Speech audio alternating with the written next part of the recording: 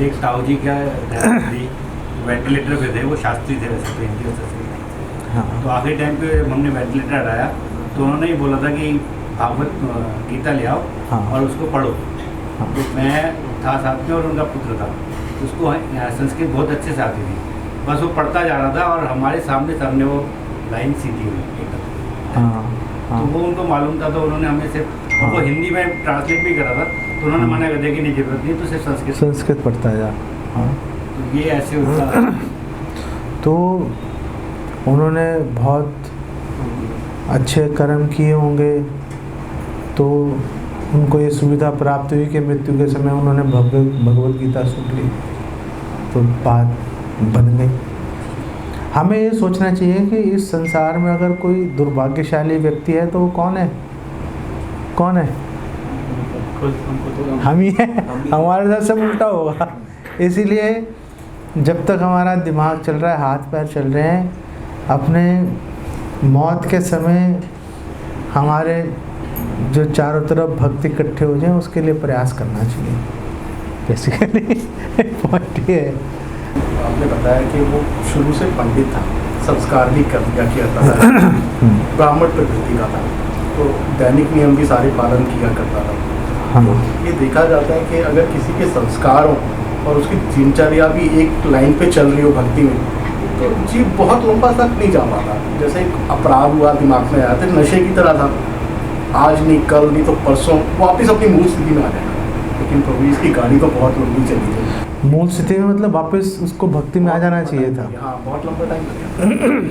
तो भक्त तो जल्दी आता है। एक्चुअली तो इनका प्रश्न ये है कि जामिल, हमने देखा जामिल ने वो एक फिसल गया, वो और फिसल गया तो नॉर्मली तो क्या है कि गलती हो जाए बंदा फिर वापस धीरे धीरे 1 साल 2 साल बीतेंगे वापस आ जाना चाहिए था, लेकिन अजामिल वापस नहीं आ पाया। और 88 साल की उम्र तक लगा रहा, मरते दम तक। उसका कारण ये है वापसी आने के ना, अगर आप अपवाद हैं, एक्सेप्शन है वापसी आना। आप कोई भी आप अपने आसपास आप देखोगे कोई अगर एक बार बुरी संगति में पड़ जाए वापस नहीं आता, फिर वो आगे से आगे कदम बढ़ाता चला जाता था। वापसी आना तो कोई एक्सेप्शनल होगा, कोई वापस आ जाएगा, नहीं तो वापसी आ नहीं पाता कोई अपनी मूल स्थिति में। उसका रीज़न क्या है कि वापसी क्यों नहीं आ पाता? क्योंकि ये संसार ही बेसिकली भगवान से विमुख लोगों से भरा पड़ा है ना, हमारे समेत। ये संसार बना ही पाप करने के लिए है। पाप करो भाई, यहीं पड़े रहो, पाप करते रहो। ये संसार बना ही इसलिए हुआ है। यहाँ पर पाप करना स्वाभाविक है, भक्ति करना एक्सेप्शन है, अपवाद है भक्ति करना। चारों तरफ आप देखो अपने इर्द गिर्द, आपको ऐसे ही लोग मिलेंगे। आप अगर बोलोगे कि अरे हम शराब नहीं पीते, बोले हम तो फ्री पिलाएंगे।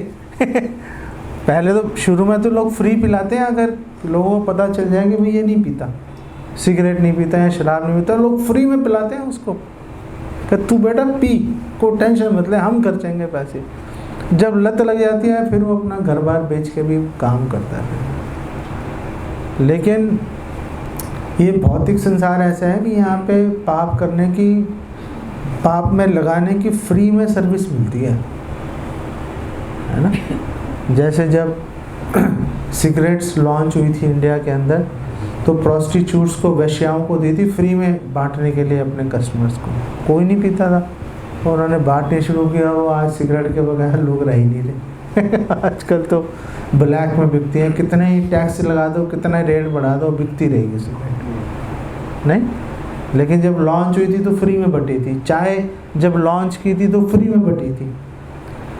आज लोग रह नहीं पा रहे उसके बगैर।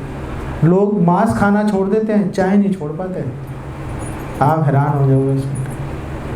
लोग बोल रहे हैं मांस खाना चलो छोड़ देंगे, चाय के बगैर नहीं हमारा गुजारा होता। प्याज नहीं छोड़ते लोग, नॉन वेज छोड़ देंगे, प्याज नहीं छोड़ते। तो ये संसार बना ही इस तरह से है कि भाई उसको बिल्कुल उल्टी जगह पे लेके जाएंगे उसको। इसलिए वापस आना मुश्किल, बहुत ही मुश्किल हो जाता है। कोई पुराने संस्कार चल रहे होंगे, पुराने जन्मों में कुछ भक्ति की होगी, अच्छे काम किए होंगे तो हो भी जाता है, लेकिन हमें उस पर निर्भर नहीं रहना चाहिए। सावधान रहना ही सबसे अच्छा है। हमें सावधान व्यक्ति वो रहेगा जो सोचेगा कि मैं कमज़ोर हूँ, मुझे नुकसान हो सकता है। जो ये सोचेगा मुझे सब पता है, मैं ताकतवर हूँ, वही मरता है। जो कुशल तैराक होगा वही डूब के मरेगा।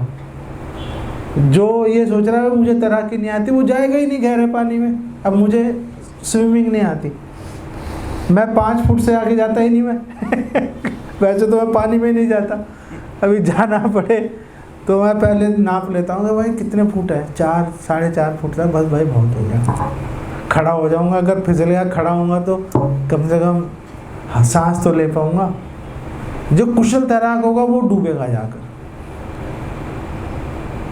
तो अगर हम ये सोचेंगे कि हम कमज़ोर हैं, हम मूर्ख हैं, हमें हेल्प चाहिए, हमें सावधानी से चलने की ज़रूरत है, तो एक्सीडेंट से बच जाएंगे। बात सारी घूम फिर के फिर वहीं आ जाती है कि हमें ये सोच के चलना चाहिए कि हमारी हालत काफ़ी ख़राब है, काफ़ी कमज़ोर है हम, हमें बहुत हेल्प की ज़रूरत है, गुरु की, वैष्णव